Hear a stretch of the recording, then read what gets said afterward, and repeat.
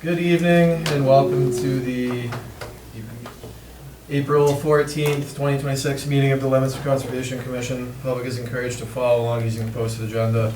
My name is Jesse Verga. I am the conservation agent for the city of Leominster. Please silence your devices and allow me to confirm which members are present. Nick Venti. Here. Steph Quinlan. Hi. Rich Golick. Hi.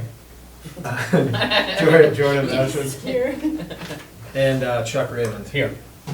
All right, thank you for coming. I will hand it over to you, Steph.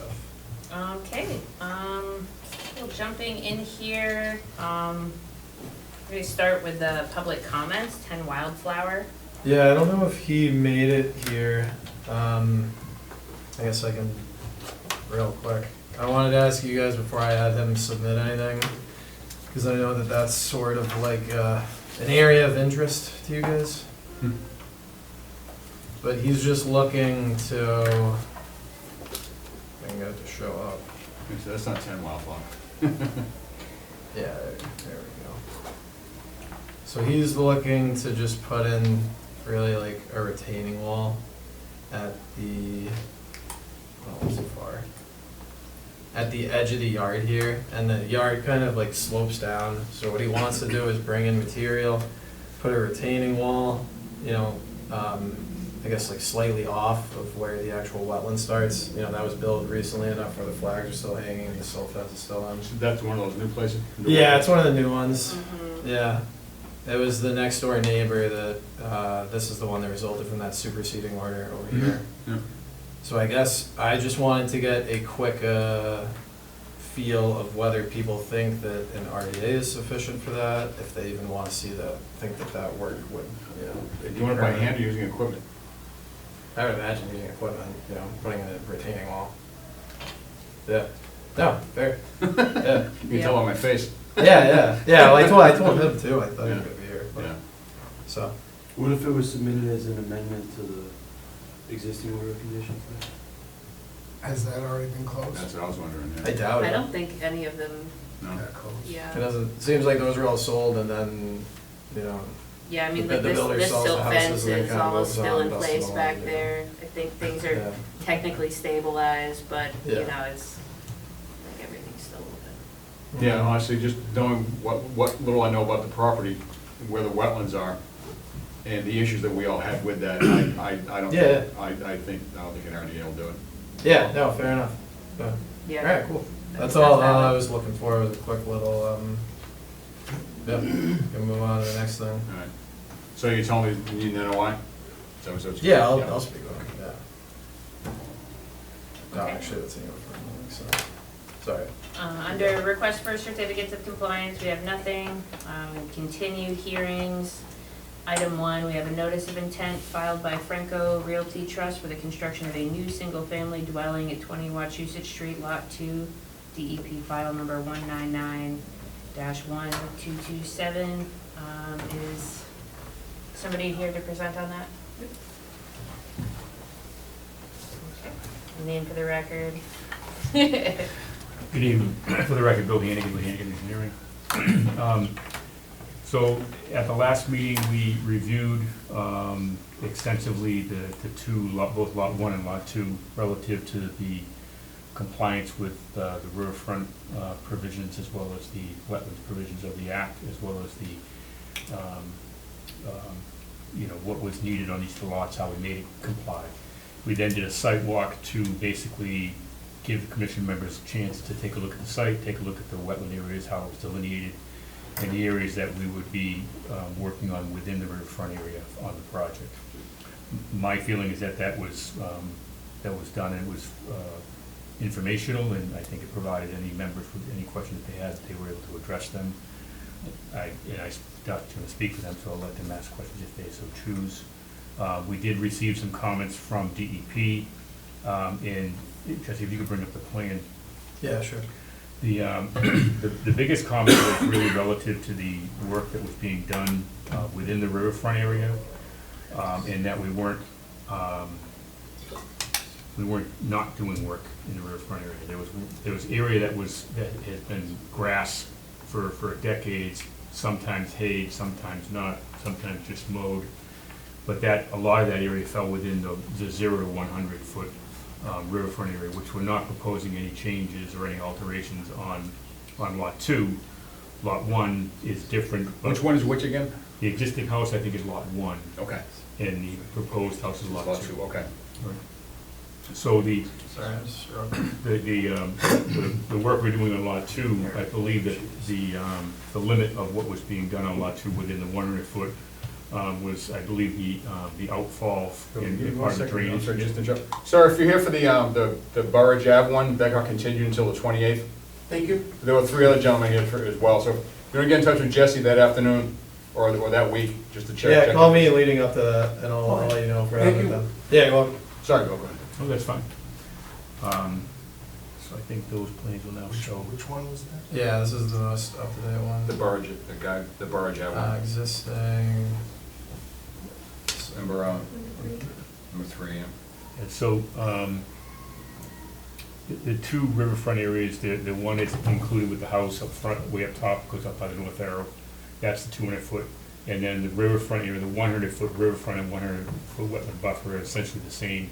We have some grading in the discharge for the drainage system for the roof drains, is in that area, which is permitted as an allowed use or exempt use under the riverfront provisions. So that whole, you can see the tree line that heads south and wraps around and back up towards the north over by the power lines.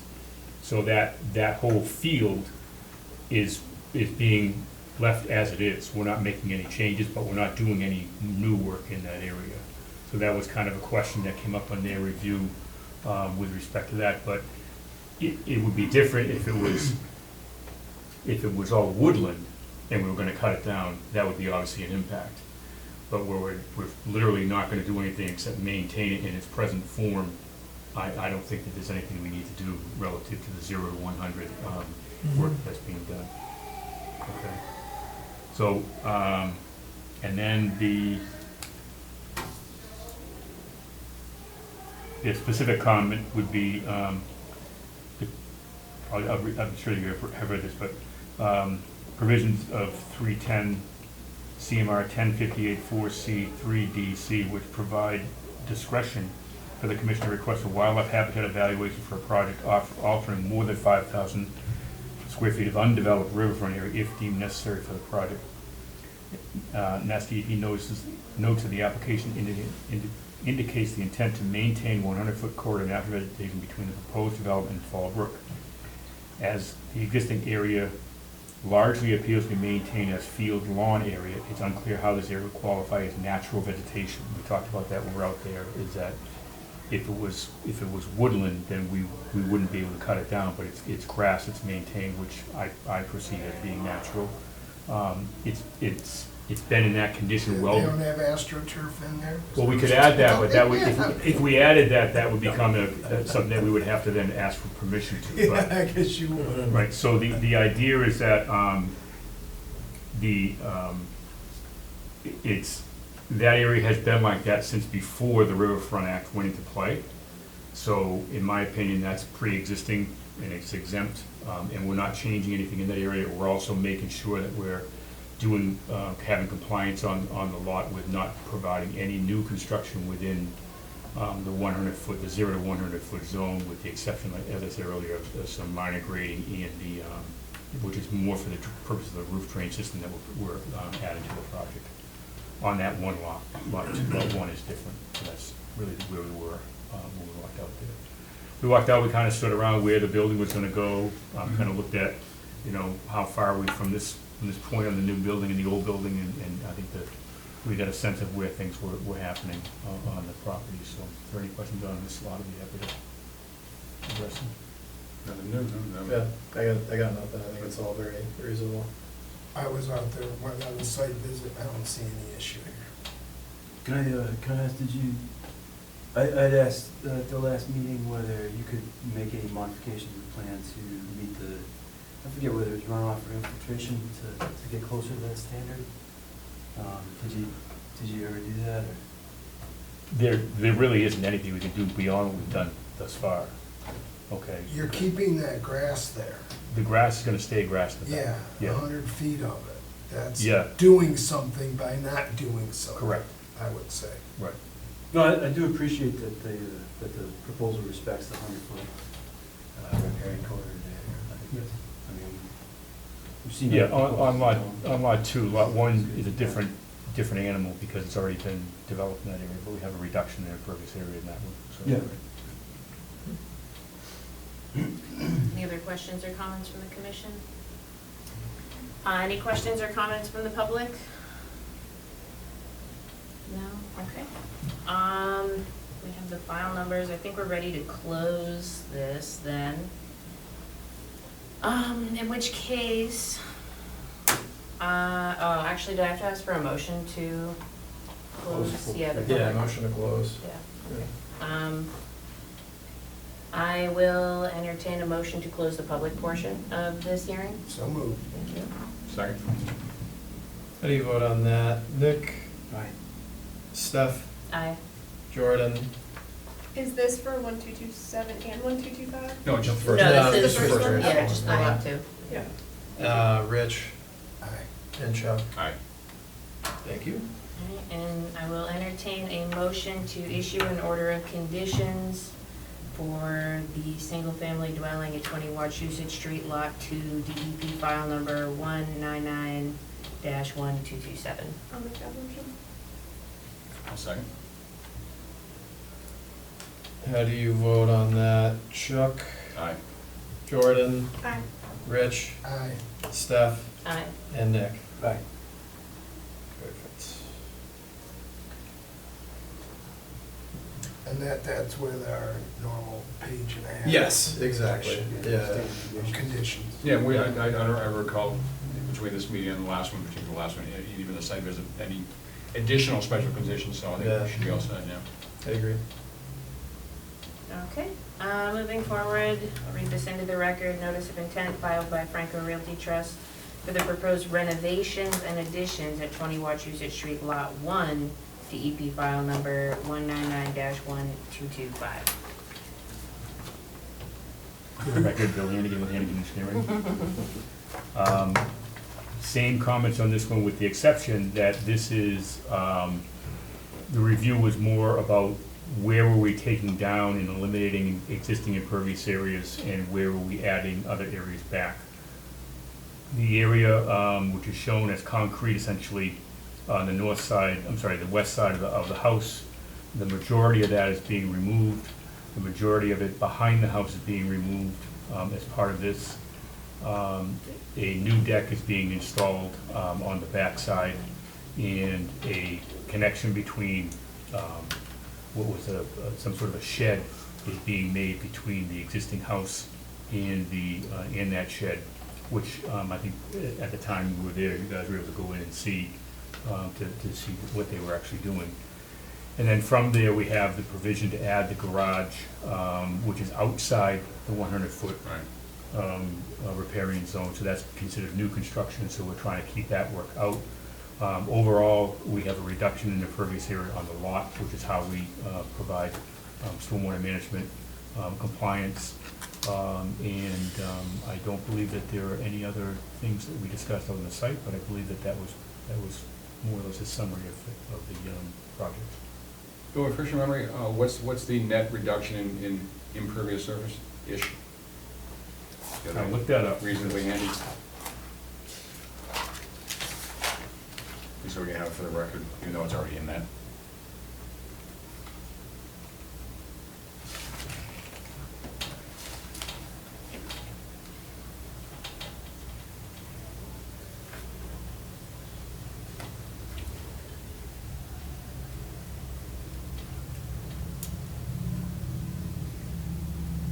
Net increase in the impervious area amount of 1,541 square feet.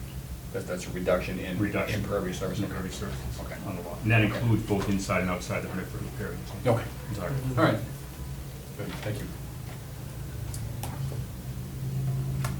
Any other questions or comments from the commission? I don't for this one. I don't see any problem with letting them do what they want to do to the house. Okay, any questions or comments from the public? No. You folks all set? Alright, in that case, I will entertain a motion to close the public portion of this hearing. Make that motion. Thank you. Seconded. Alright. How do you vote on that? Nick, Aye. Steph, Aye. Rich, Aye. Jordan, Aye. and Chuck. Aye. Alright, thank you. And I will entertain a motion to issue an order of conditions for the proposed renovations and additions at 20 Wachusett Street, Lot 1, DEP file number 199-1225. I'll make that motion as well. That's to approve the NOI and issue the order of conditions. Yes. Oh, right. Yes, I'll make that motion. Seconded. And how do you vote on that? Nick, Aye. Steph, Aye. Rich, Aye. Chuck, Aye. and Jordan. Aye. Perfect. All right, thank you guys. Yeah, Thanks, thank you. folks. Good luck. Thank you. Thank you. Yeah, thank you guys. I'll see you. Yeah, yeah, be in touch, cool. The next item, do I have to read it into the record and state that it's being continued? Yes, Okay. if you don't mind. For yeah. the record, next item, notice of intent filed by Dean Mazzarella for the proposed drainage improvements at Burridge Ave and Medusinac Ave, DEP file number 199-1226. So that'll be continued until April 28th, 2026. Yeah, Are we voting on that continuance or no? I Back on We that. never voted to do Robert's rules. I'm good to not do that, just Yeah. that we're moving on and try to make it shorter. Yes. Let's go back. That's kind of what sparked this whole thing, and yeah, and that's, I mean, as far as what it says in like open meeting laws. The only reason you need to do that is to like inform abutters and so you don't have to redo the advertisement too, but as long as you state like this is the time and place that it's going to be reopened to the public then. Continue. And that was at the request of the applicant, is that correct? Yes, Okay. Or the applicant representative, anyway, okay, yeah. yeah, I mean, kind of both, yeah, Yep. at least with that one. next item in continued hearings, we have a notice of intent filed by Michael Johnson for the proposed construction and safety improvements and upgrades to existing infrastructure at 163 Pioneer Drive, DEP file number 199-1224. Is anybody here to present on that? So no one is gonna be here, I can explain. So at the last meeting, if you guys remember, we actually closed and voted on this. Oh, Since right. then, they made a minor adjustment to their plan in order to make the Mass DEP a little bit happier with what they had going on. So what they did was, if you remember, there was like a small, Can you pull up I can the- pull up, yeah, let me pull up the plan from those guys. Actually, that should be here.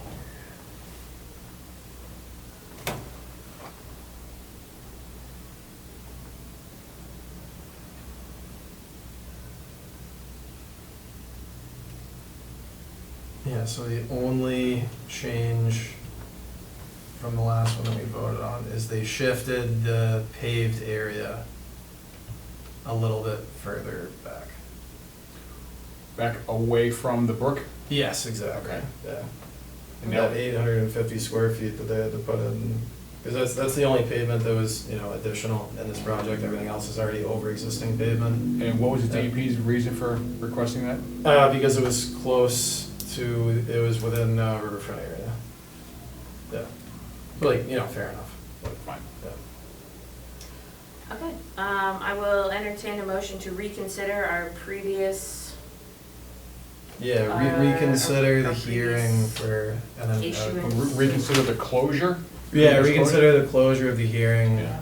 for that file number, which, what it was. So are we just reopening it, or are we making a decision? If, yeah, reopening it and then making a And then decision, as re-voting long on the as, new map. you guys are Got it. all right with that. Assuming this isn't a deal breaker for anyone.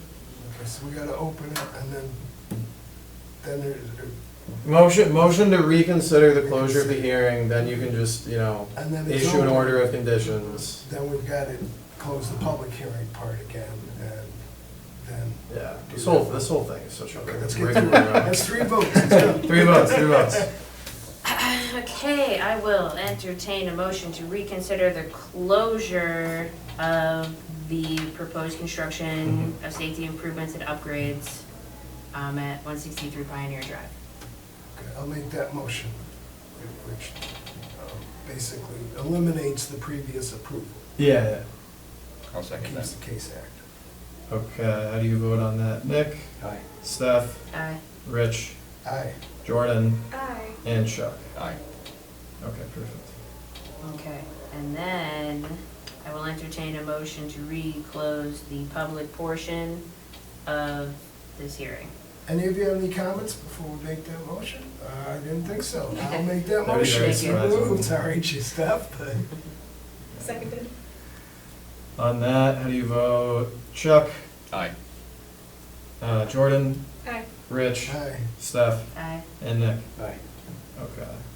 Okay, and then I will entertain a motion to approve the notice of intent and issue an order of conditions for the proposed construction and safety improvements and upgrades to existing infrastructure at 163 Pioneer Drive, DEP file number 199-1224. Should we say that based on, Yeah, with this- Based on this the amended plan, figure. Yeah. perfect, yeah, there we go. And do we issue standard conditions for that? We did, yeah. Okay. Yeah, we did. I actually have the order filled out here because they're in a rush to get it. Thank you. Yeah, yeah, you're welcome. I'll make that motion. I'll second. Okay, on that vote, how do you vote? Nick, Aye. Steph, Aye. Rich, Aye. Jordan, Aye. and Chuck. Aye. Okay, perfect. Thank you and good work. Excellent. Moving into new hearings, read this into the record. We have a request for determination of applicability filed by Leo M.A. Mall LLC for the proposed vegetation removals at 100 Commercial Road. I have a note here that this item is also being Yes. continued. This will be continued to June 23rd. Yes, that was what the applicant requested. Interesting. May I ask why? They didn't want any discussion on it. They asked for a continuance to that date. They want to wait till I'm gone, specifically. I think they'd be okay with me saying that's not why. But honestly, I don't know. They reached out to me today. Well, they so- don't want me. Yeah. Okay. Yeah, some things can just remain confusing. Yeah. Yeah, Obtuse. Mhm. you're not wrong about So that. we're But it we're is a- continuing it and not They want to discussing. wait and, Yeah, yeah. continuance So all without the discussion. vegetation. No, no offense to people whose professions may be impacted this by, they are lawyers after all. Yeah. Okay. Our next new hearing, we have a notice of intent filed by Dean Mazzarella, represented by Greg J. Hochmuth for the demolition of the existing Fallbrook Elementary School and construction of a new facility at 25 DeChico, I think. DeChico DeChico. Drive. Thank That's what I've you. been saying anyway. Is somebody here to present on that? It must be us. And there's no DP number on this, right? No, not yet, right? Not yet. I wouldn't think so, yeah. This is a beefy one anyways. Sure. Good to give us a little time. So you, Yeah, what do you you got? got 5 minutes, I can play. Oh. some- Yeah, yeah. It's I can amazing. let, do you wanna run it? I can just give you the laptop. I told my wife I was gonna be late. Whatever's easier. I would Oh, wait, well, that prefer be- this, that's so I'll just- I'll let you take over. Lovely downtown. It's good restaurants here though, if you wanna hang out for Yeah, you're welcome. All right, please introduce yourselves for the record. I'm Frank Holmes with Langen Engineering, civil engineer. And I've got Madison, civil engineer also, working on the project with us, and Greg from Epsilon Associates. Yeah, we're here before you for the demolition of the existing and construction of a new elementary school at the Fallbrook Elementary School on DeChico Drive. So, all right, here we go. Got our presentation. So I'm going to start off just to give a little bit of an introduction to the project, and then hand it over to Madison, who's going to talk about stormwater management specifically, and then to Greg, who's going to talk about this project with respect to the Wetlands Protection Act and compliance with the standards. What we're looking at here Greg, is. can I ask you a quick question? Sure. So I printed up the couple of maps here. This is the first one that you come to? Correct. Okay, I just want to That's make sure right. I'm looking at the right one. Okay, go ahead, sorry. Sure. So what we're looking at here is a rendering of the general site area. And here, north is to the right, just for reference. You see DeChico Drive is at the bottom of the sheet. So that driveway, DeChico Drive, comes into the property. The Fallbrook Elementary School is the first school that you come to. And then as you continue on DeChico Drive, the Somerset School is up, and that would be up and off to the top left on the figure that we're looking at. On this figure, the footprint of the existing Fallbrook School is in the purple, the magenta dashed line that you see. And so this is a rendering actually of the proposed conditions of the school that's going to be built. We've got some other figures that you'll see that will show the limits of the wetlands, of the floodplain, buffer zones, and riverfront area, but, it goes without saying that with the Fallbrook, running through the property, that we have all of those resource areas, and some of this work is both within buffer zone and in riverfront. You may recall, some of the members I recognize, we were here last year for a notice of intent to do a little bit of enabling work related to this project. It was the entranceway. Yes, there was a culvert, or there is a culvert that goes underneath DeChico Drive that the Fallbrook flows through that was in disrepair, and so we relined that, the culvert, and also constructed some scour protection at the outfall of that culvert. There had been, over the years with different storms, but specifically with the major storm that I think was in 2023, if I'm not mistaken, there was a pretty large scour hole there, so that was repaired and outlet protection was constructed there to prevent that from happening. And just the Fallbrook goes right to left on this photograph, on this image, right? Correct, that's right, right. And the other part of that notice of intent was some work related to the sewer lines. As part of that storm that I mentioned, there were 2 sewer lines crossing the Fallbrook, and there was a lot of erosion. Those sewer lines were exposed, and so we designed, in conjunction with the city, rerouting that sewer line so that we'd only have one crossing, utilizing an existing crossing, actually at the Fallbrook, and then removing those 2 existing. So that's a past project, but I just wanted to remind you that, we were before, and we kind of gave a preview of coming attractions.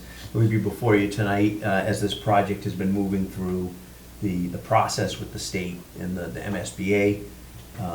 And currently we're working on construction documents for the school that we hope will be going into construction in this summer. So again, here's the site plan.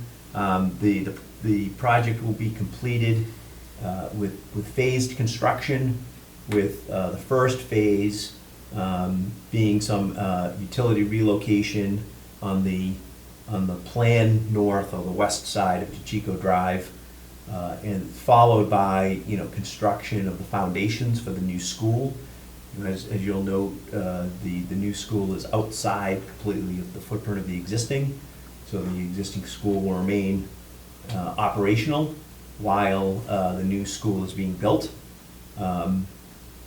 And once the new school is constructed, and this is a very high level view of the phasing, right? But generally, once the school is constructed and the students can move into the new school, the rest of the site work will essentially be completed, including demolition of the existing school and then construction of the parking areas, as you see, and the playgrounds and the fields in the back of the site. Part of this project, also involved in the existing field that you see on the plan on the east side of the Fall Brook. There will be a temporary contractor staging area constructed for them to store materials and for contractor parking, while all this work is going on. So on this figure that you're looking at, there's a lot of colored lines here, but this does show the Fall Brook, the riverfront area boundary associated with the Fall Brook, the bordering vegetated wetlands and its associated buffer zone, and the 100-year flood line. And then lastly, in orange, there is priority habitat for rare and endangered species, which is generally almost completely on the east side of DeChico Drive, really along the Fall Brook on the east side of the project. So as you can see, on this figure, we do have work within, as I mentioned, buffer zone and riverfront area, and that's why we're here before you tonight. And I've given a general overview of the project. Before Madison discusses stormwater, any questions I can answer about the general project? How close is the work to the Fall Brook? What's the closest? Is it? So I have Like all the that last as, project, it was right on it. Yeah. It was a culvert, so you were. Right, we were in it, we were in the resource Right. areas. yeah. Actually, Greg, if you could answer that question, because I Sure. know you have that number. Yeah, it's, the closest point right now is 33 feet. Thank you. There's a little bit of a separation just because of what's between the water's edge and the actual altered area, the paved surface of the access roadway. But this project doesn't get any closer to the river. In fact, the structures get further away, and most of the parking gets further away, and I'll be able to give you those numbers. Yeah, when we get to it, I'd be interested to see where you propose to put the erosion sediment control barriers, but we'll get to that. Excellent. Yep, okay. All right, well, with that, Madison, take it away. Thank you. So, like you said, I'm gonna discuss the stormwater management aspects of this project and how our proposed drainage system meet and exceeds the current Mass DEP stormwater handbook standards and the City of Leominster code of ordinances. So this figure is just a aerial of existing conditions, so what's out there right now. And in the existing conditions, everything is just discharging into the Fall Brook, and that's exactly what's happening in the proposed conditions. I do want to note that this school was constructed, or designed in 1965, so a different set of stormwater regulations and standards. So the existing drainage system, how it is today, does not comply with current state and local standards. So this project is a great opportunity to improve those conditions, and we can improve the conditions with a variety of stormwater treatment devices and infiltration BMPs. So that's what this, again, another colorful figure is showing. These pink circle hatches are showing all of the deep sump catch basins. We have these green hatches showing our proprietary hydrodynamic separators. We have our underground infiltration system in this purple color. We have a bioretention basin or a rain garden in this blue patch. In orange, we're showing our above ground infiltration basin. And then in this darker purple, we are showing our proprietary media filter. So through those different structural and natural stormwater treatment devices, those make up our proposed drainage system that exceed the state and local design standards by, we're infiltrating more than the required groundwater recharge volume. We're meeting pollutant removal standards by achieving 90% total suspended solids removal. We're achieving 60% total phosphorus removal. The system was sized to capture and treat more than the required water quality volume. The system's also reducing peak flow rates in the proposed conditions, which you can see in this table here, right? Our proposed flow rates are lower than the pre-flow rates. So this demonstrates we're minimizing impact downstream, and just overall, these design outcomes are showing that we're improving the stormwater management performance of the site. Before I Quick question Yeah. for you. Are there any BMPs on site right now, currently?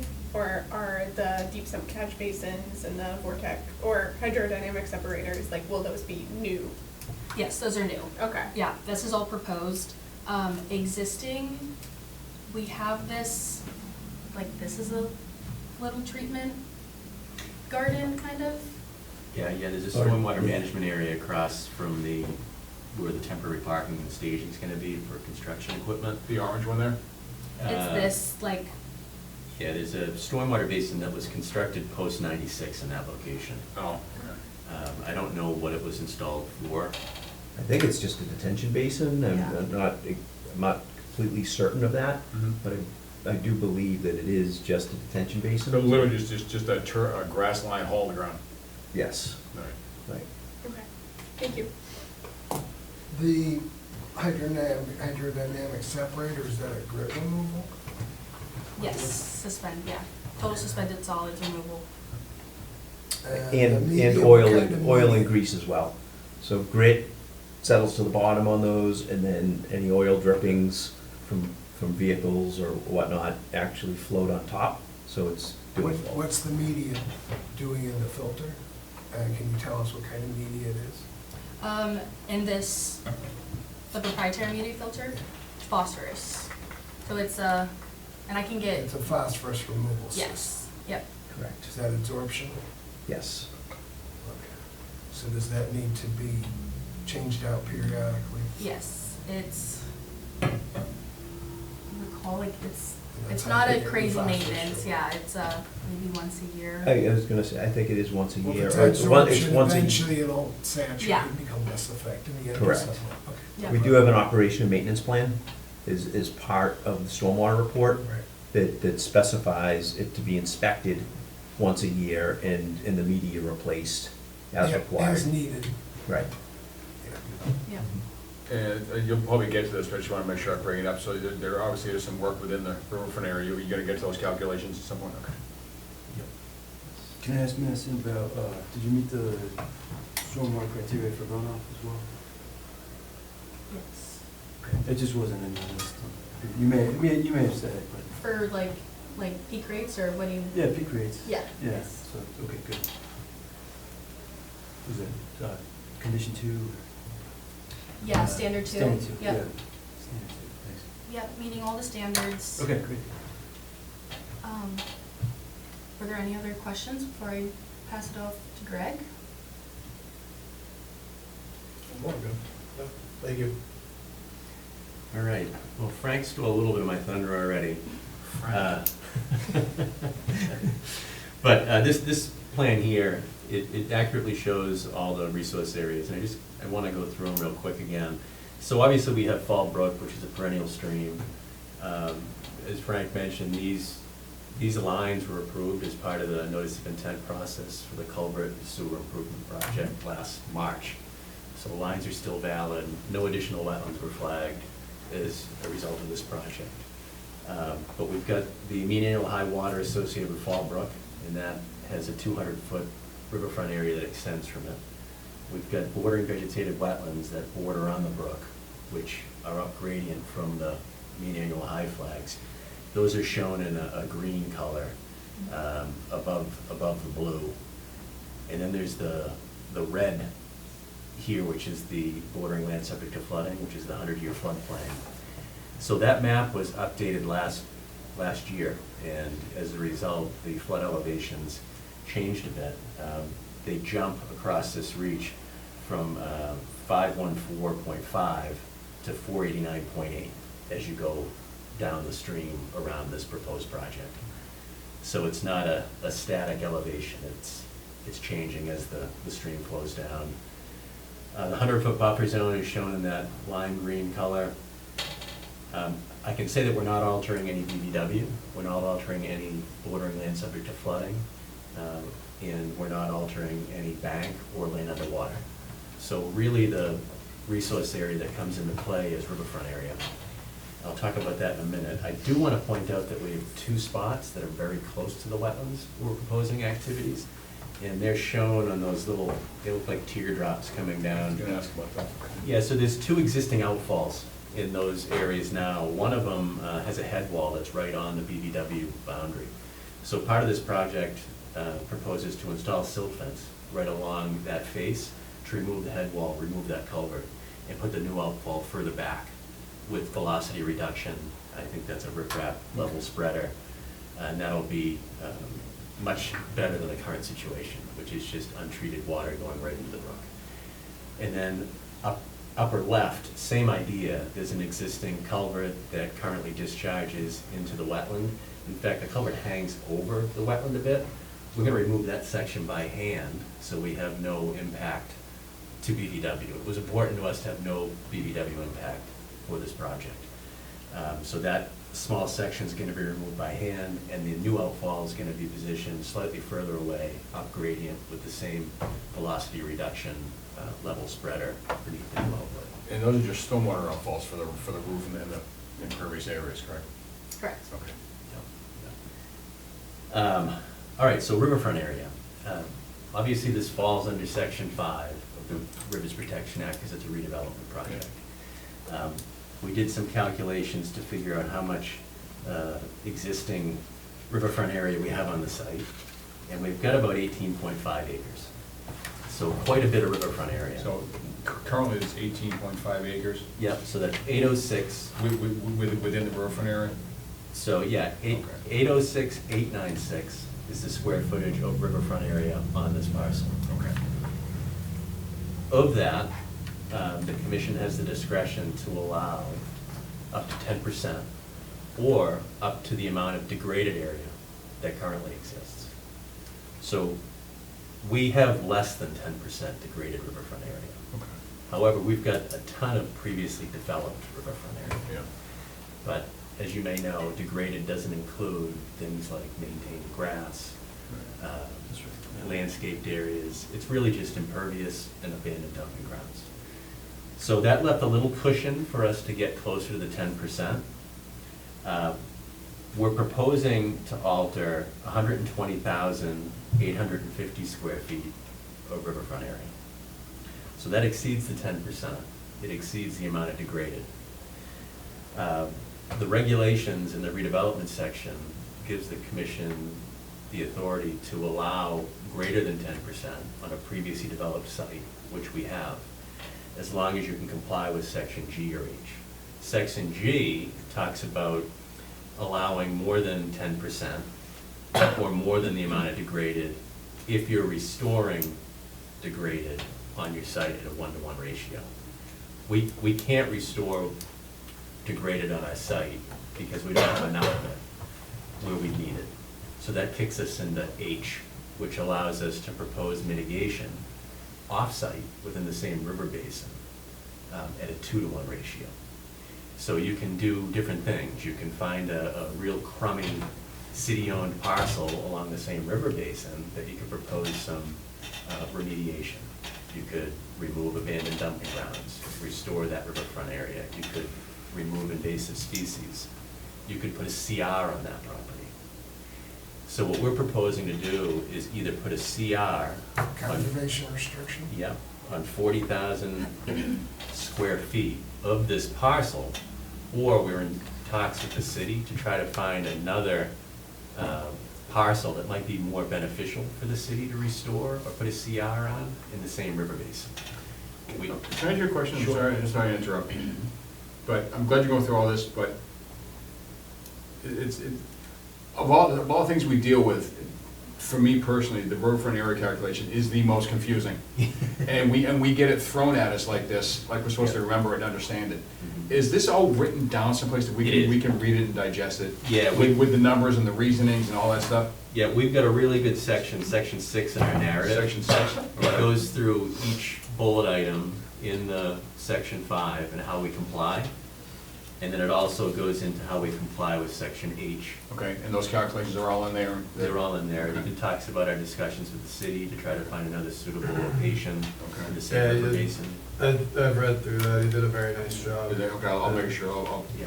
Yeah. I probably didn't print that part out, did I? But what I can Yeah. tell you is, we're not proposing to alter any wooded riverfront area. So there's no additional tree removal in the pristine riverfront area on the site. All our activities truly are proposed within previously developed areas. This is that section 6 you're talking about, right? Yeah, and Okay, so as you I'm go, ready, yeah, okay. yep. And we really tried to break it down, because to your point, the Rivers Protection Act was very poorly written.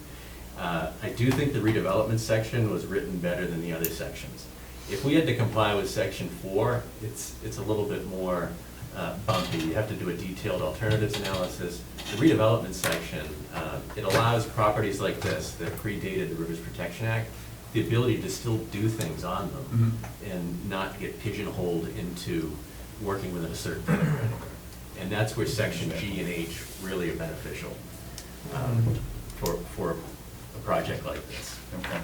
And I did want to point out, so we need to prove that the work is going to be an improvement over existing conditions. Obviously, the stormwater management improvements are going to be beneficial, but we're also relocating parking areas 56 feet further than the current closest parking lot. We're doing a comprehensive landscaping plan that has a very robust grouping of native species. It's not just ornamentals and cultivars. I mentioned the stormwater management improvements. Within 200-foot riverfront areas, proposed work shall not be closer to the river than existing conditions. We talked about that a little bit before. At the crossing, it's 33 feet from that water's edge to the paved surface of the roadway.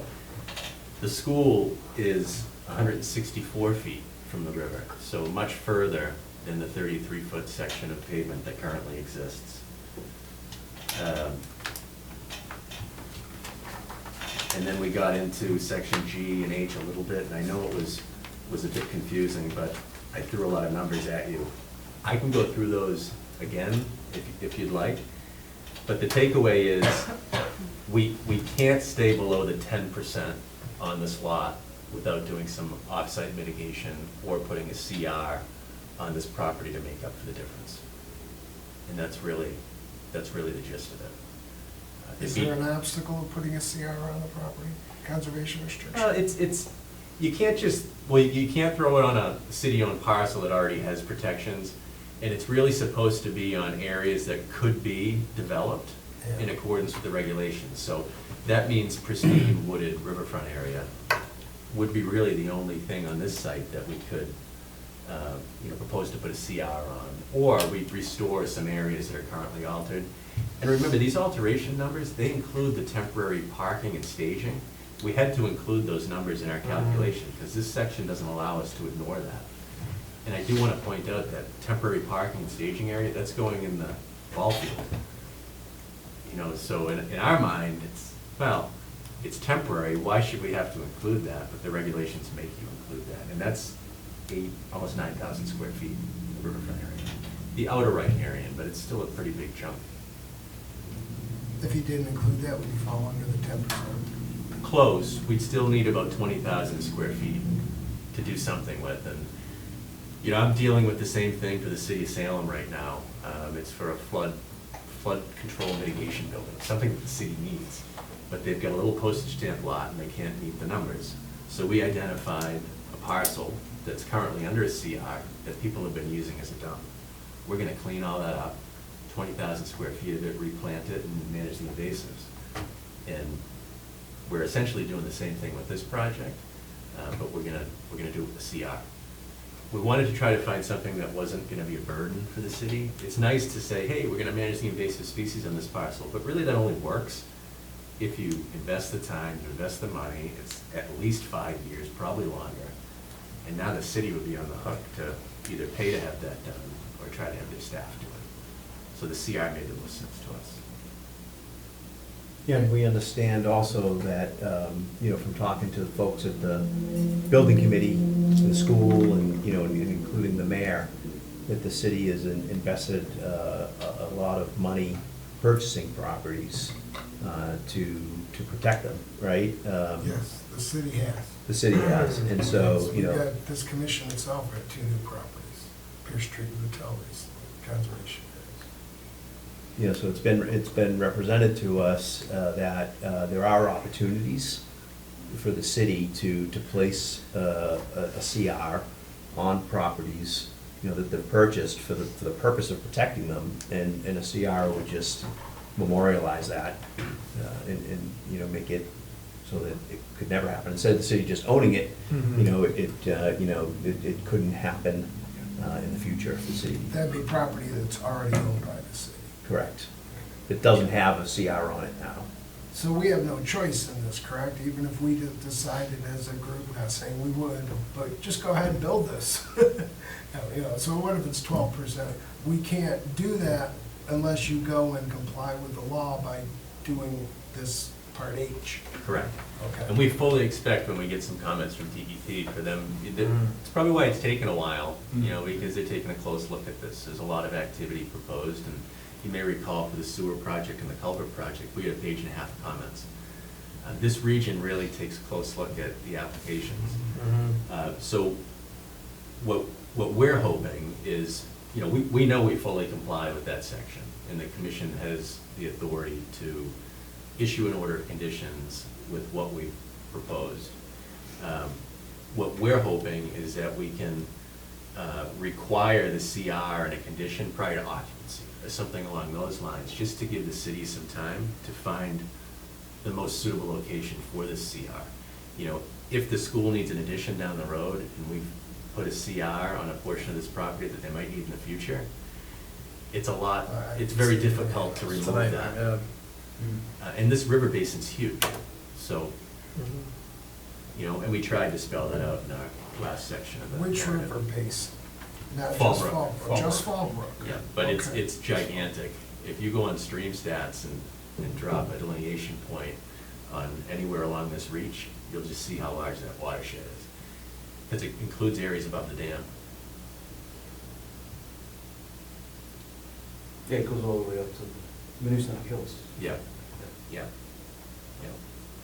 There's one last thing I want to comment on, and Greg, correct me if I'm wrong here, but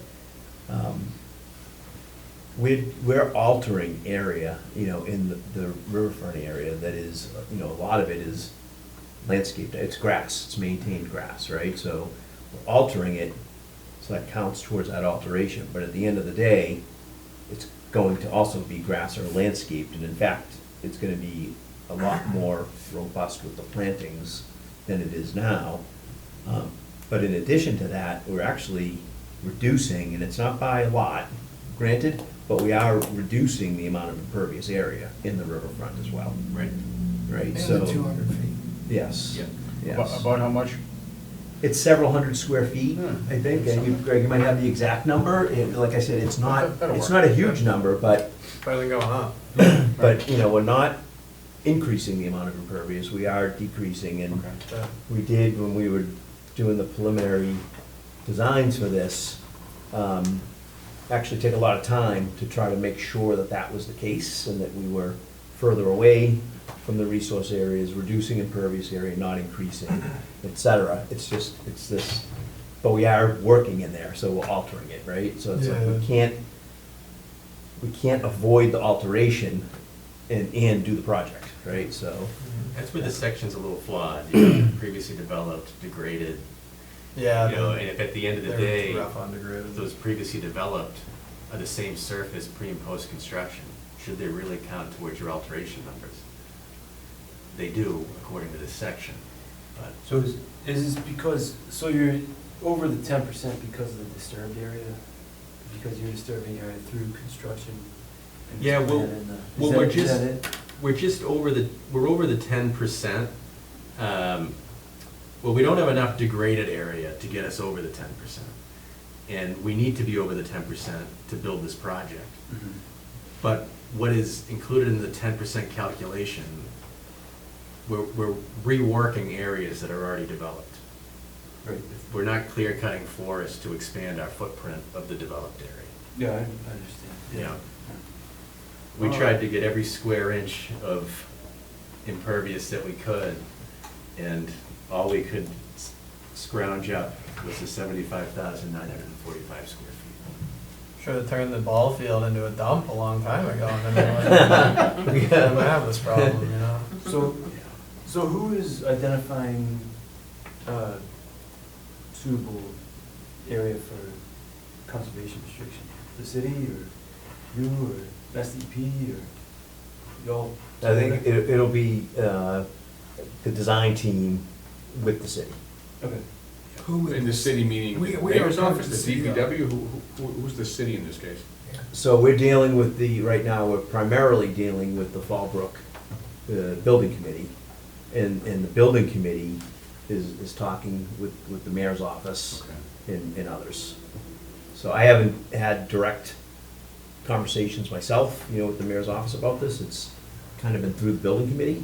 But we did discuss with them the strategy, before filing the notice. And they did vet it through the mayor's office and with the mayor, to make sure he understood what we were doing and that he was on board with that. Okay. I did want to mention one last thing. So we've got 3,200 square feet of activity proposed within estimated priority habitat. You may recall for the prior projects, we were working with Oxbow. They put Yeah. together a turtle protection plan. Yeah. That's still in play, I believe, Mhm. until we get our certificate of compliance. We're working with Oxbow again on this. They're aware that we submitted a new notice of intent application. We haven't got a letter back from Natural Heritage, but the 3,200 square foot section, it's currently part of the paved roadway.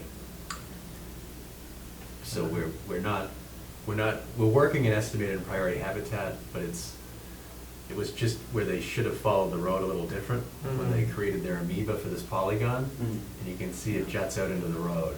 Yeah, So that's not- we're repaving that area that's currently pavement. So I don't expect Natural Heritage to care, but Scott did tell me, Scott Smyers, there's a chance they may want to implement a turtle protection plan if somebody's seen turtles out here, but he's trying to get an answer from Natural Heritage if anybody has actually seen turtles out here recently. Used to box turtles, right? Yeah, Okay. yeah. Well, Because if they see one, let me know, 'cause I've never seen one. he thinks it was a long time ago, Mm. and unless somebody's seen some recently, Mm. Scott thinks we'll just get a no adverse Sure. impact or a no take letter. If that is a viable habitat and being presently used, would that be considered for the conservation restriction, the priority habitat area? It would be a good reason to, Yeah. yeah. That put a would, CR. that would favor it if Yep. it's being actively used. Yeah. So, sorry, I don't understand that question and answer. Just say that again? So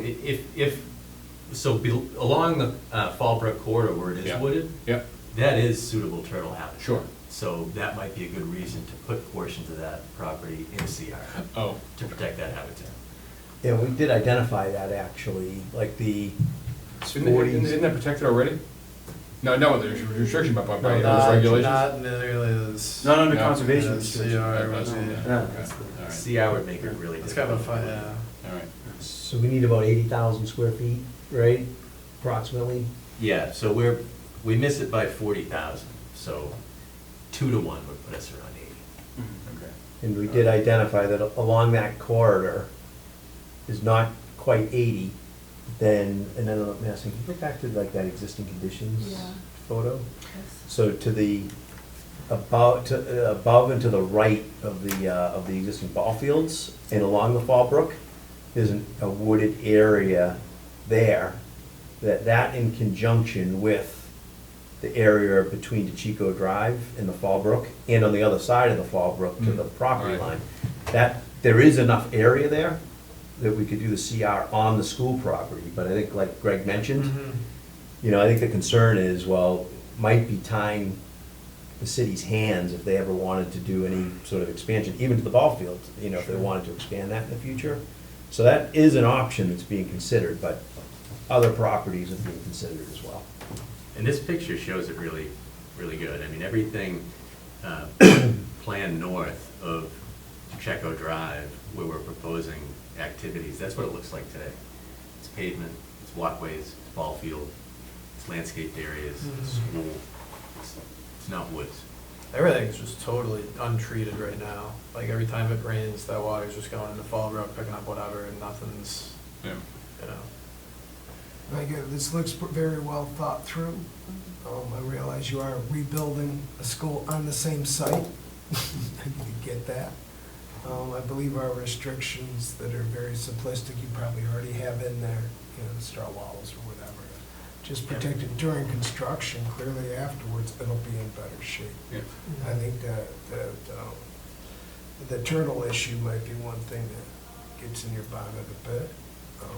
You're asking us to end up approving this without knowing where the conservation restriction would end up being, is that correct? To give the city more time? I think that's where we're gonna land, is, you know, we need to wait for a final number. We need to see if DEP has comments. Right. We need natural heritage to chime in. So we're not gonna ask the commission to do anything tonight, I don't think. Yeah, I don't think we Well, can. no, We don't have no, a no. DEP number anyways, or Yeah. comments. But I think where we're gonna land is, you know, we'll be able to show the commission that we could put a CR here if we had to. But I think what we're gonna ask for is a condition that requires a CR to be in place prior to occupancy, or something along those lines. And that'll give the commission teeth, or Would that allow us to vet and approve that one? I believe so. Once it comes out, because you told it now, we would be able to. Right, So 'cause it's, we That could be probably a would condition as wanna well, I think, right? Keep that authority, Yeah. though I can't imagine objecting to it. Probably wouldn't want to give that up because you're delaying it. Okay. I mean, for all I know, the city could find a parcel along this river corridor that is exactly what I described in Salem, where somebody's dumped a bunch of, you know, asphalt shingles and cinder blocks. Yeah. And it's just Certainly sort of dumped. certainly a lot of goodies when you go running around in the woods. I And got if a you trailer find a site wanting like to that, buy, maybe we can get the CR in propose that. 2 acres of mitigation on it. Hotel. That would be the easiest thing in the world. Yeah, for the city, maybe. And it would pass the straight face test. Another reason that we would ask the commission to, you know, consider allowing the CR to be a condition that would be satisfied prior to certificate of occupancy, because the plan currently is for construction to start this summer, and Have you gone to bid yet? it's shortly, in a couple months, Okay. yeah. And we're actually gonna be putting out an early enabling for, there are some utilities that run through where the new school is going to go. Mhm. So we wanna move those out of the way this summer, so that when they start on the school project, those utilities are already out of the way and the contractor has a little bit of a jump start. But it takes a little bit of time just to enact a CR, right? There's legal work that needs to happen, and it's gotta be vetted with the city, so, you know, we think it would be a challenge, and would maybe be rushing in doing something that might not be in the city's best interest if we tried to do it, you know, before this hearing will close. So I think that if it's prior to certificate of occupancy, it just gives time to vet it and then actually do it, because it does take some time to do that. Yeah, if you were to start this summer, how long do you think it would take to get to the point where the students are moving into the new building? I think the schedule is, it's about 2 years. That's what I was thinking. Fast. Yeah. It's surprisingly long, how, the whole project is a little over 3 years, because, Mhm. you know, they gotta move in, and then the building, the existing one's gotta be demolished, and then the playgrounds and the playing fields and the parking built, and that's like another year. Yeah, that'll be tricky, demolishing the old one with the kids in the school right next door. It's very close. Good luck with that. They might do it Just hide in under the your summer. desks for a minute, Yeah, right. children. Yeah. Every year. Perfect world, yeah. Can you bring up that map? I wanna go back to the erosion and sediment control. Can you go up in, That's the one thing I didn't touch on. I didn't talk Yeah. about the erosion One of controls. them had it going around. I just want to make sure that I know what I'm looking at. May I come up here? You okay with it? Go up there, Steph? Yeah. No way. Sit down. So, the pink, so that's this? Yep. Yeah, yep. So it comes down to here and it ends, but the brook continues up this way. Should there be some kind of? There's, it's kind of hard to see, but a different type of Oh, there, perimeter. oh, there it is, is that it right there? Yep, Oh, perimeter all right. erosion control, yeah. Okay, all right. Yep. All right. It's further away from the brook. No, that's fine, I wasn't sure. We're Okay. doing trench silt fence and a mulch sock. Yeah. Yeah, we're gonna do trench silt fence and a mulch sock for most of it. And there'll be inlet protection and all the catch basins on the roadway. And this is gonna require NIPD's also, so there's gonna be a NIPD's permit in place, stormwater pollution prevention plan, Yeah. all the monitoring and everything that goes along with SBCC that. plan, all that stuff? No. Spill containment plan? Yeah. Yeah, just go, are you gonna? That's part of the Yeah, SWIP, yeah, actually, yeah. is. It's that's part a- of the SWIP, yeah. right, yeah, right. Mhm. Yeah. For what? Because we're disturbing more than an acre. That's The the, spill stuff? oh, the spill stuff is Spill- just part of it, Just- that's part of the SWIP, Good housekeeping. Yeah, yeah. equipment out there with fuel tanks and et cetera, et cetera. And like having, proper spill containment and absorption pads and, You deal with that's, school maintenance facilities? or, I'm actually talking about during construction. Yeah, during construction. Right. Yeah, I mean, at the very least, just to cover like, what if the hydraulic lines explodes, Right, like, you yeah, I was know. thinking the Oh, latter. oh, yeah, long-term, I'm not School. sure that the school would require that, As actually. opposed to the facility we talked sure. about Sure. earlier, Yeah. that we redid. Well, yeah, the school itself may have, in their buildings department, may have some drums. They and might. who knows That's what I But they've was got their own. Yeah. Yeah, I can't speak to that, actually. No, I'm not no, sure. we didn't Yeah. expect you to. Yeah. That's fine. Oh, yeah, so like I said, I couldn't see where the sediment control was going up to the right there, so, all right.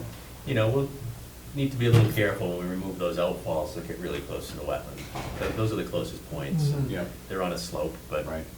the crews that were out there doing the sewer work, they were in the wetland and they did a great job. Good you got them out too.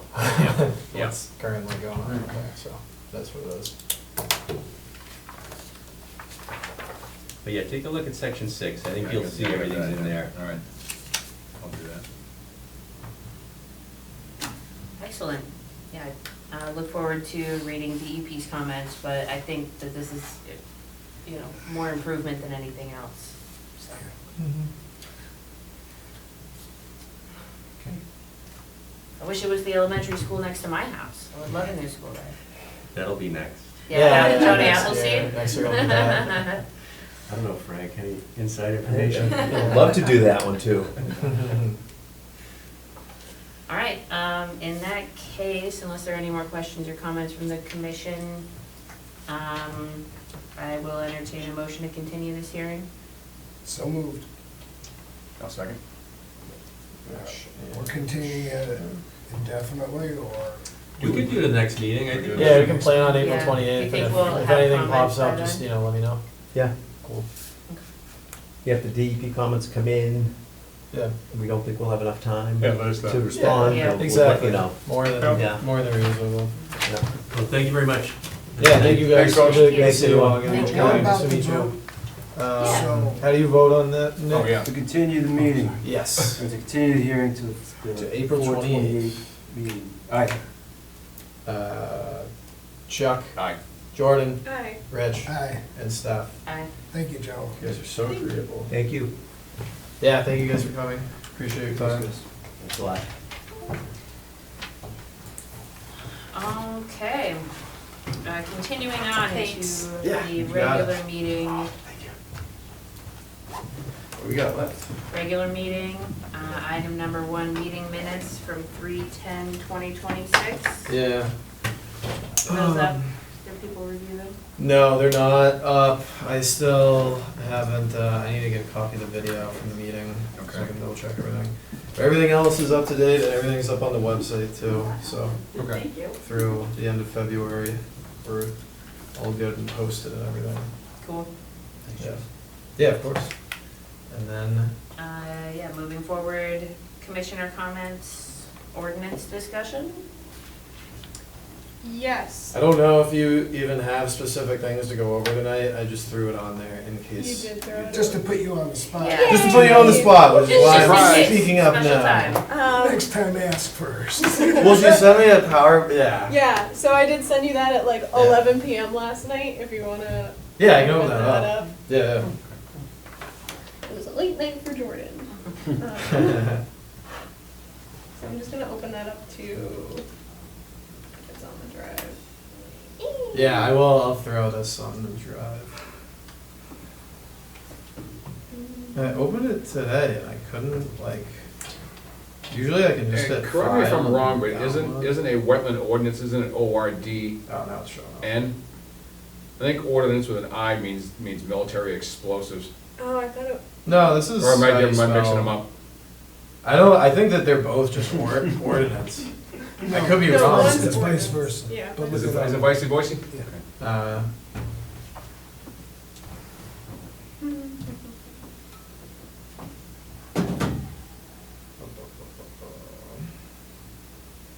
Wow, I don't know the last time I did a PowerPoint. Yep, vice versa. Okay. Sorry, I didn't mean to call you. oh, that's okay. That's what I'm trying to find, like, present or something. Under view, you go to view. View? Slideshow. Slideshow. Wow. Okay. Look at that. Yeah, take your time here, obviously, Jordan. Thank you. We got through that stuff pretty quick.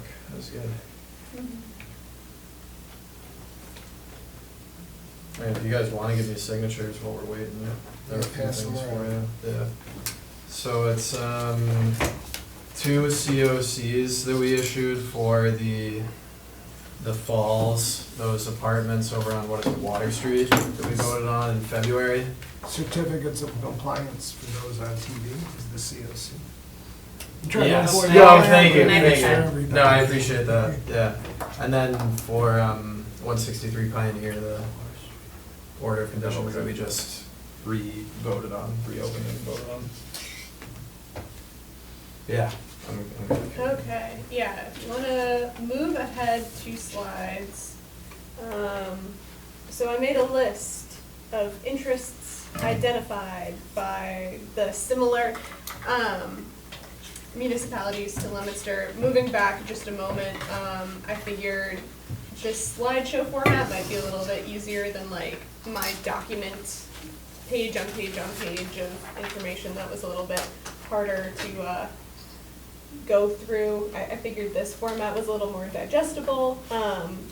So just trying to list things out to kind of, I don't know, put it out there. It's a lot of information to try to digest. So these are the interests identified. If you want to move to the next slide, I kind of tally them up. So most frequent additions in local bylaws or ordinances are the protection of water quality, open space, aesthetics, passive recreation or education, erosion and sedimentation control, and groundwater recharge. These go beyond the 8 interests identified in the Wetland Right. Protection Act. Right. And then, so that one column is just the most frequent ones. The other column is other considerations that some municipalities included, but most did not. So that includes bird species habitat, bank/shoreline stability, climate change adaptation, resilience mitigation was mentioned in Salem's. Source water and reservoir protection was covered by Haverhill, and then Worcester has very strict stormwater system setbacks from their catch basins. I like the climate change one, because we've run into that a handful of times where they're following the regulations and modeling to a 100-year storm, which in many cases doesn't even cut it anymore, so I kind of like that one, I really like Where are they that. doing that? What's that? Where are they modeling to a 100-year storm? Maybe it's, I forget, they're like the Orchard Hill project, I forget what year, what's level storm they're modeling to, but it was. Sure. It was brought up, as it's just not sufficient anymore. So Yeah. I did find, Chuck, that if there was an area that's not in the FEMA floodplain, but there is observed evidence of flooding, the WPA advises that you model a 7-inch storm Okay. for that area. Cool. So we do have good evidence of like where flooding occurred. Yeah. so that we can, cite that and, Yep.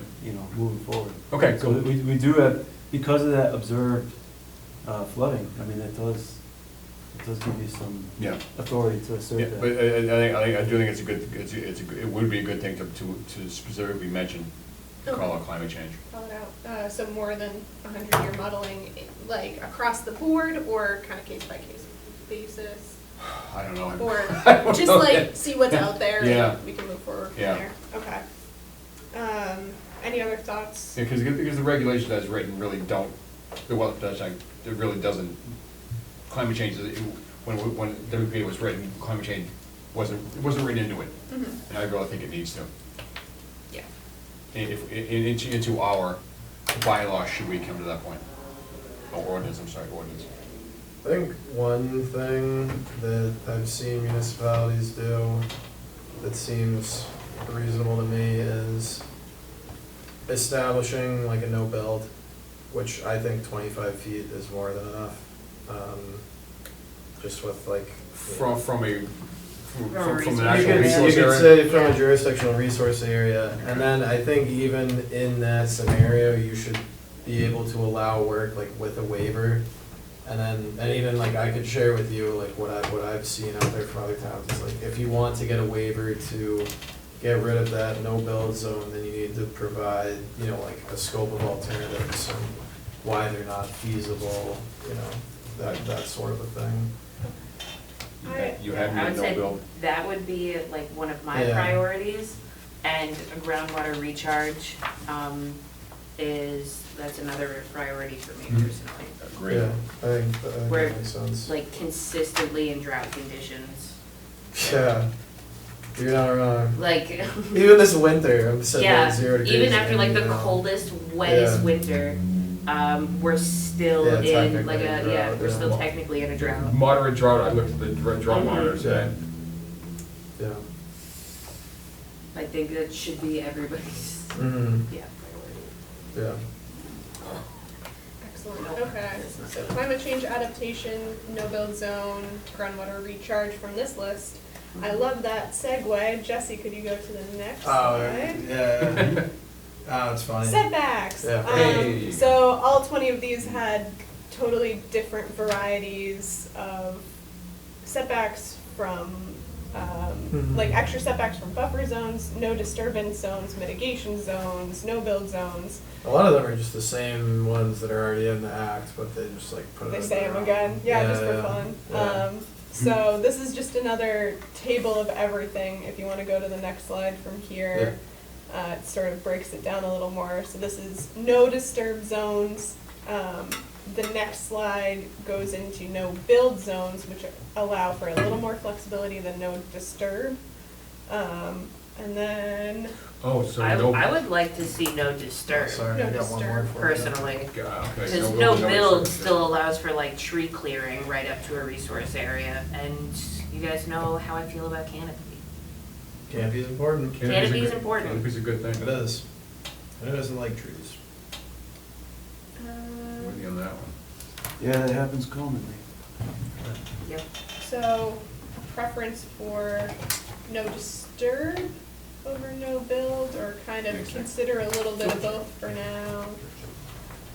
I don't know, I'm a firm no disturb, but other people, Yeah. Well, I would think the point would be no disturb, I'm No with you. disturb. if you're talking 25 feet. yeah, 25, Yeah, I agree. I think for 25 feet it's fair, yeah. Yep. I think it might. No be- build So you within didn't build 25 it? feet is like, just get out of town and ask you to build something within 25 feet, that's, Oh, they would in the big cities, absolutely, you got it. Well, I mean, we had one, I mean, there was the big apartment complex right by Keys Brook. big apartment complex. It's like- Yeah, it was a Even building, like cities have different rules for and some it was of an them. additional building next to Keys Brook, or Like in Worcester, the riverfront regs don't apply as they do here, right?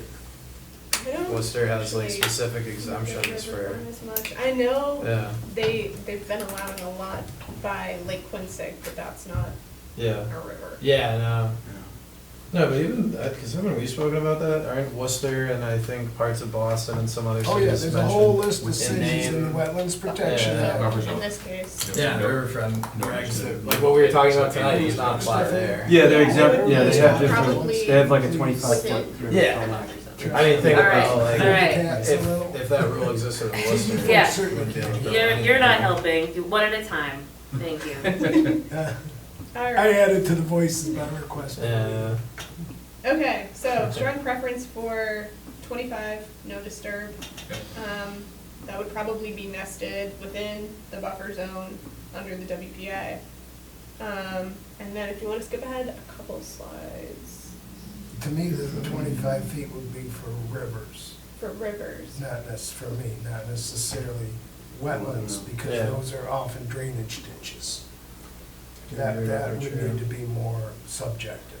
Mhm. So would that be, how would you word that? That is for rivers.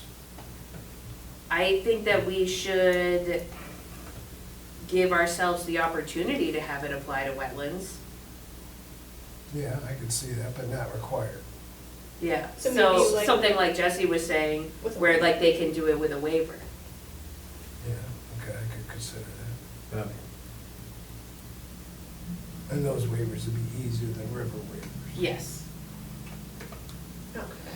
I think 25 feet would be, that would be a major victory for the Wetlands Protection Act in Leominster. Absolutely. I think- I could retire happily at I that think, point. I think it might be overly ambitious. for Draw it this- out, for this draw it out. situation. Might not get it. Yeah. Maybe, I mean, you might be able to get 10 for like, for wetlands. I mean, geez, what was what was that one we had today? How close was that one? 33 feet At, to the river from the. 163 Pioneer Drive? It was like right there. Yeah, that is. But I mean, it's an existing Existing facility facility. where they're trying to meet Uh-huh. like spill management standards. Sure. Yeah. Sure. I mean, like, Yeah, them working in that zone Yeah. is good, not bad. Right. for sure, Yeah. for sure. Yeah. But like, I'm just saying, like, it comes before. No, I No, agree, it- and that it and that would does, never but, like you know, if that think were about- sorry, you Sorry. can talk. You can go. Yeah. I was gonna say, think about the things that we have tried to deny before and we don't have grounds to do it. For sure, yeah. Like No, I this mean, would yeah, give this us would- grounds in situations Right. where it's appropriate, I agree. not to build all the way up to the resource area. Yeah, I agree. Like we If don't it's- have grounds. If it's undeveloped and, yeah, no, Yes. I agree. I think that's, Mm. So, I think it's prudent. get back to the wetland versus river issue. Her slide here has it centered on wetlands. I think it should stay on wetlands. I'm kind of with you. Because ultimately, it's the wetlands we're trying to protect. Yeah, Wetlands Protection Act, that is how you protect recharge, that is. by keeping canopy over wetlands and leaving wetlands undisturbed. Mhm.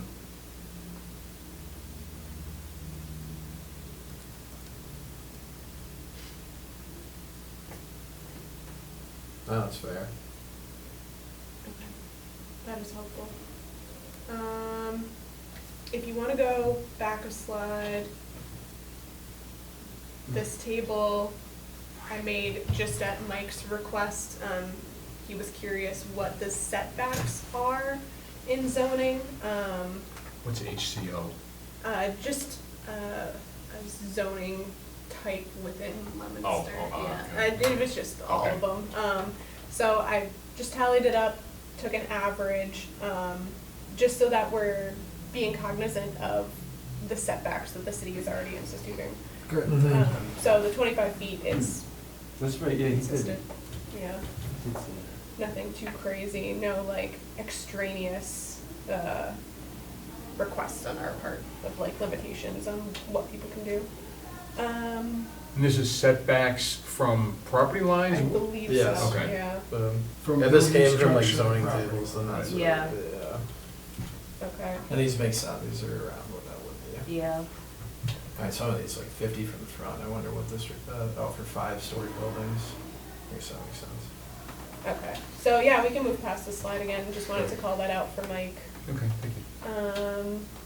And then I included this just in case we wanted to do a no disturb and a no build. It sounds like no disturb really is the focus here. So if we wanted to do two separate zones, one which is more stringent and another which has a little more activity allowed in it. The point of clarification is whether they would be coextensive or separate zones. But if that's not something we wanna worry about, then we don't have to. What if somebody disturbs within 25 feet but actually improves things? Then they can get a waiver. And that's where the waiver comes in. Yeah. Okay. Yeah. Let me go forward a bit here, I may be completely jumping the gun.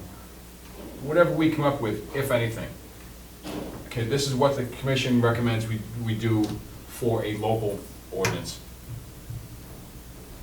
Who needs to approve that? Is this city council? Yeah. That's it, the city council? So I spoke to some people about that. Essentially what would happen is we would need to write it out like letter by letter, get it all official, pick out where in the actual city ordinances we would want it.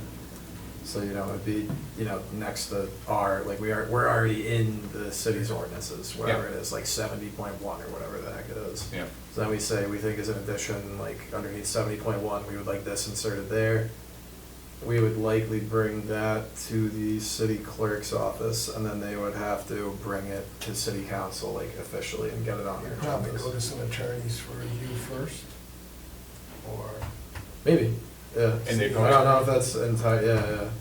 And they- Something we can, Council might have the two of you, or if you're out on. yeah. I think when we have attorney. like drafts, Yeah. then we can look at whether that's needed or not.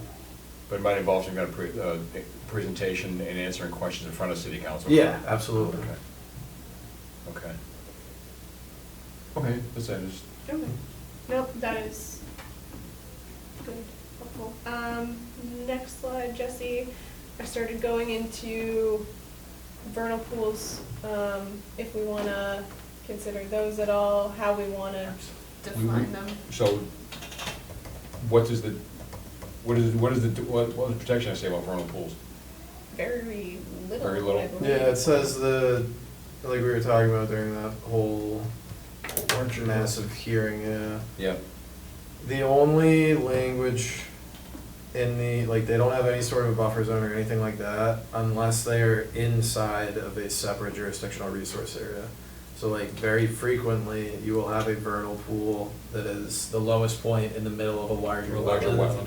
And if that is the case, then you can, for 100 foot around the pool that is defined as the vernal pool, you can call that like the vernal pool habitat. And Okay. you wouldn't want, if you didn't want, like if either the wetland crossings or something like that, where you're doing alteration in the resource area was within that 100-foot buffer, then you have, a reason to say no to that and tell them that they have to do it elsewhere. All right. Beyond that, like if you just have, there are people with, certified vernal pools just in their backyards, like, they can do whatever they want. It doesn't have any inherent buffer zone Right. unless there's a different jurisdictional resource associated with it. Okay. Curious if there's anything we wanna consider adding. Well, I'm not gonna toss numbers at it, because I need to look at it more, but vernal pools need more protection. Okay. They absolutely do. I can look more into that. This was kind of preliminary. I've been slowly chipping away, so this isn't Yeah. as fleshed out as I really want it to be yet. But Yeah, of it's course. kind of to gauge interest. Once identified as vernal pools, do they qualify as priority habitat? Not sure. I mean, it's certified by NHGSP, but I don't think they have anything specific on their own. Okay. So I didn't even look at, like, we just had two certified by them in the midst of our application, which, led to, like, no change, nothing. But, so no, not necessarily. They would have. It's not like it doesn't count as, like, priority Yeah, habitat this- or anything yeah, like that, okay. no. Right, right. Yeah. At least, like, as far as the Wildlife Protection Act is concerned, I don't know if they have, like, separate rules, it doesn't seem like they do. Yeah, because I mean, they it didn't wouldn't have be, anything to it say. wouldn't be a Wetlands Protection Act thing, it would be under, what is it, NISA? Is it NISA? I mean, it's NAGSP that actually certifies them, but I guess what I'm saying is, in the Wildlife Protection Act, there's language about priority habitat, which is certified by NAGSP, and that's the only sort of, Right. like, if we're looking at habitat, that's the only thing that we have actual, like, grounded authority for. Right, and then you'd have to come up with a management plan species. Offhand Yeah, question, it's are there all any areas of concrete. critical environmental concern in Leominster? ACECs? I don't think there are. No, okay. All right. Actually, there might be somewhere along the Nashua. Yeah, For some reason I thought we ran across one time. But I can look. could be I mistaken. think there is. I think there's actually one close to that Lancaster Street property we dealt with. You can pull that up though. That's easy. Yeah, what was the verbiage for the habitat that you were asking about? Put that on top. I'm sorry, what? What was the verbiage for the habitat that you were asking about? The vernal question, yeah, is it specifically vernal pools? What, the Or is it ACECs priority- or before that? Priority habitat resource areas? Oh, I was talking about vernal pools. Oh, specifically vernal pools? Yeah, but then I asked if there were any ACECs in Leominster, just to be curious.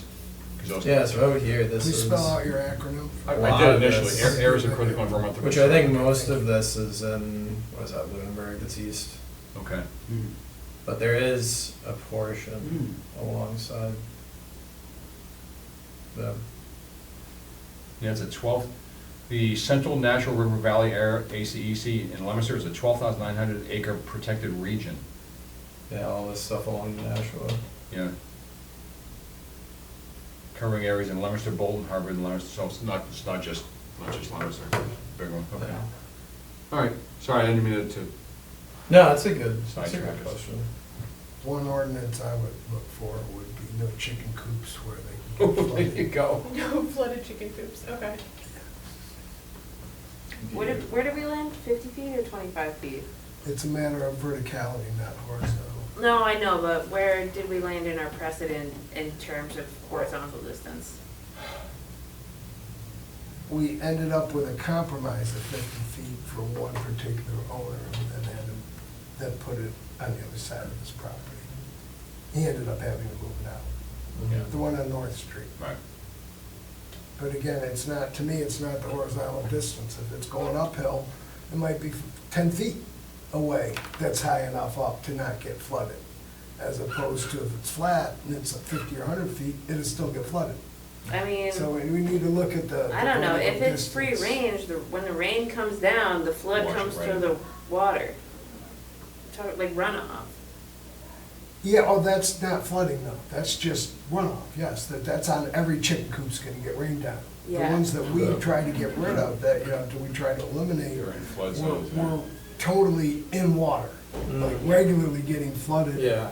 When it rains and all that, the water comes downhill. Mm. You If you're know, going off so general what- runoff, what then you used gotta, the street, then you start North telling people they Street. can't have any pets. Yeah, well, they've got Can't streams do that. within 5 feet of them. Yeah. And so they would just get flooded with any big rain and wash all the poop downstream. That's what we want to avoid. It's good, yeah. So I've heard about 4 or 5 things. I think that's a good number. We I don't think get so too too, far yeah. beyond that. I don't wanna, we don't need to lump, Not get it's a any- lot not of get work anywhere. figuring any of this stuff out. You've done you a know. tremendous job looking at what everybody else has done. I'm more interested in what is it we think we What do we need wanna do? here. That gives us some ideas. Yeah. So, what else did they do that you think we might need to add in that we haven't thought of yet? Okay. Mm. It's a question for you to consider. Yeah, I'll keep looking. Okay. That And is, Go ahead. What's anybody know about the replication of vernal pools? Is that even a thing? I don't think know how so. you would replicate it. Yeah, I can see replicating wetlands, you dig down to a certain area and put in some plants, but vernal pools, that's the species in it, so, yeah, okay. I don't Okay. know. okay. I'm sure there's someone out there that would charge you like 30 grand and say they could do it. Got these frog eggs. Got a backhoe with some frog. Yeah, I know.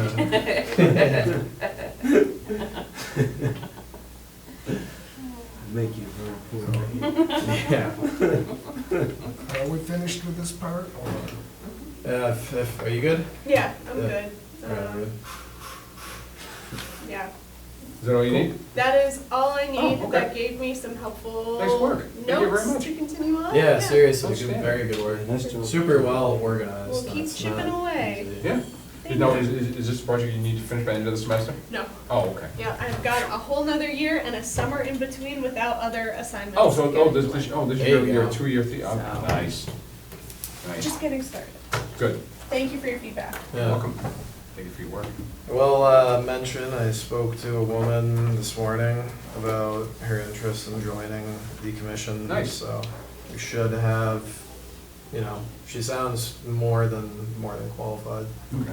and sounds excited about joining, so Good. I'll be forwarding her info along and hopefully we'll have a full 7 before very long. Lovely. Yep. Hey, is Mike, what's up with Mike? Is he sick or what's?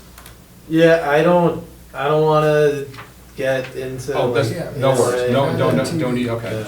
So he is. I did see him recently. As far as like his involvement here, I don't know. I'm gonna have to Okay. speak with him soon. Well, if you talk to him, tell him we send our best. Yeah, I will. I definitely will. Yeah. I've got a couple things to go over. Okay. One, the Leominster cleanup, which we participated in the last. Whoa, 3 is it already years. time for that again? April 22nd to May 20. Holy moly. April 22nd to May 22nd. 22nd, do we want to do something? Do we want to do the Greenway again? I mean, down on the Minnesota one. Yeah, though, it's the Greenway, it's actually mapped in the city website. Or just put behind Market Basket Yeah, again? behind Market Yeah. Basket. Yeah. Yeah, I think that was a good spot. Do that again, we want to try to pick a date. You already working on it? Getting a date, looking at your calendar? Looking at my That's what I'm calendar. doing. That's good for you. You up for it, Steph? What do I? Yeah. What about the levee at the Nashua there on the other side? Has anyone ever climbed up there? I haven't climbed up there, but I have gone over there. Taking a look. Is there trash on the backside of that levee too? Stretch. I'm guessing probably not as much because of all the vegetation on the levee, but that's just a guess. There's a lot of people Yeah, that have been. could li- walk, could I've get never washed been up out. there. A lot Yeah. of people that have been living in like, Yeah. pretty much all those areas back When you there. come to this. Yeah. So that's what we were dealing with last year too. May 9th. You don't wanna go too far in there. Yeah. Yeah. You gotta leave the easy trash for me. I'm I kind of think curious. We'll about leave you the- all the fireball nip bottles. Uh-huh, Yeah. just the ones that are like right on the walking path. Right. I will say, Perfect. I think I'm gonna be pretty busy that second weekend. I could do the 25th or the 26th. Of April. I'm leaving Of the April. country on May 3rd, so I think I'll be pretty busy leading up to Well, I've got a dentist appointment on the 25th. Coming back? that. I am coming back. Okay. I'll be gone a week. Just- Schedule it around my meetings. That's how great I am. Thanks, Jesse. I am available that weekend. Me too. Saturday, the 25th of April. I can do that. Did you say you have a I've dentist? got a dentist, but don't, What time's your dentist appointment? I think it's in the morning, like, I think it's 9:45. Yeah. Come over after. Okay, I can do that, that's fine. Yeah, It's just down in West Boylston, so it's Clean. bring the way back up. Yeah. Sorry? Clean teeth? That's right. Well, no, well, anyway, Aren't you retired? I'm working towards it. Okay. But no, answer your Is question. it no. Saturday dentist appointment? Like, man, that sounds like a Tuesday task. Yeah, right? That's a dedicated I- worker right yeah. there. That's what sick time is for. Well, it's the first one, it's the first one they offered me, I took it. Yeah, fair enough. Okay, so, Saturday the 25th. Good morning. Do you want me at 9 or? Yeah, 9 o'clock thanks. AM, Saturday, the 25th. Okay. I will get, Thanks for suggesting. I'm sorry, were you saying something? That was, but go ahead, what do you say? I'll get gloves and bags, and if people want shirts and they wanna let me know what sizes there, I'll get those too. Yeah, because you can get them, they actually have them downstairs in Earth Fest. Hopefully, yeah. Give me the biggest shirt they got. Rob has, or Bob used to go in and check with Market Basket. I shop there regularly, I can go talk to him. Yeah, I can tell speak with them too. Well, I went by last year and talked to them. then you do it. Yeah. But please do not ask for free water or free other stuff. We're here to contribute, not to take. Yeah. Okay, thanks. I requested that last year, we still ended up with Yeah. some water. Bring our own water. I think we've got enough money in the budget where we can get some water. Well, you can buy it, Some or snacks. just don't. One of the other things was we talked when Pierce Street Conservation Area got approved, we talked about possible uses that land could include. Hiking, wildlife, biking, horses. Mhm. The Jeff Ardinger with the New England Mountain Bike Association has proposed to basically turn that into somewhat of a mountain bike Hell yeah. area. Well, our chair approved already. Okay. And so they want to go out, and I've already agreed to go out with Jesse and look at their possible routes. So they're talking, going all over. It's a small little park with some elevation change as it goes down to the pond there that's in Lunenburg. Yep. But the mountain biking elsewhere in Leominster is not very good. It's No. very rocky, very rooty. And I'm not a biker. I admire seeing them up on the Manusnack Ridge, but this would give a place for mountain bikers. I would support that, would encourage this folks to. If anybody wants to go out with the initial walk, let Jesse know. Yeah, I and might we can make schedule that. room for that. But there would be another walk once it's actually flagged and so on. So I've seen a draft map, but if you guys think this is. And these are just non-motorized bicycles? Yes. Correct. Yeah. Yeah. There's not a lot of wetland area at this place, is there? No, No. I don't no. believe so, The no. One smaller end, Not a lot of air. Yeah, towards the road, down the lower part. And by the pond, right? Well, yeah, by the pond, right, that's on the other. Yeah, end. but the pond isn't technically part of, No, It's- the it's- city the Pond's in owns. Lunenburg, Yeah. yeah. It's in Lunenburg, but is there a wetland area? It's Anyway, whatever. mostly- There may be a bordering vegetation. It's mostly in Lunenburg, not all parts in Leominster. No. On the spur part of that trail, you cross the border between Leominster and go into Lunenburg. Yeah. The Um, reason I was asking is just because mountain bike trails are associated with a lot of erosion. Well, we'll make sure they get as close to the pond as you'd like, Nick, okay? Of course, I'm of just- course we'll protect not. Well, keep off the pond. I'm just saying, like, if there's not a lot of wetlands in this area and There are. mountain bike trails cause a lot of erosion, They this, do. this is this would be more suitable than a place with a lot of like wetland It'd areas. be more suitable if the pond wasn't at the bottom, but I think it's still very workable, and certainly we can keep the No, trails. it's fine, so long as there's not, so long as the place isn't like riddled with Yeah. wetlands and, it's gonna cause a lot of. You haven't hiked it, so you haven't been out there. I have been out there, I think, but. there's a couple of spots that get pretty wet. They get significant puddles and it takes a long time for them to dry out. There's I- one spot I want rerouted Yeah, around it. It's on my list of. it's on the straight shot on the right side, right? Yes. Yeah. Correct. Yeah, I know what you're talking That about. one. There's one other little spot on the other loop, but that's the main spot that just got put in the wrong spot. You just need to come up a little uphill. Another thing with NEMBA is,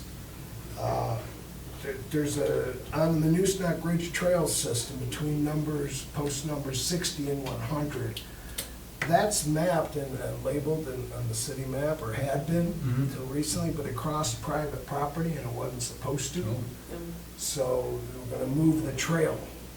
For now, we told the owner we take it off the maps, which we've done with current maps, or mark the ones on the posts.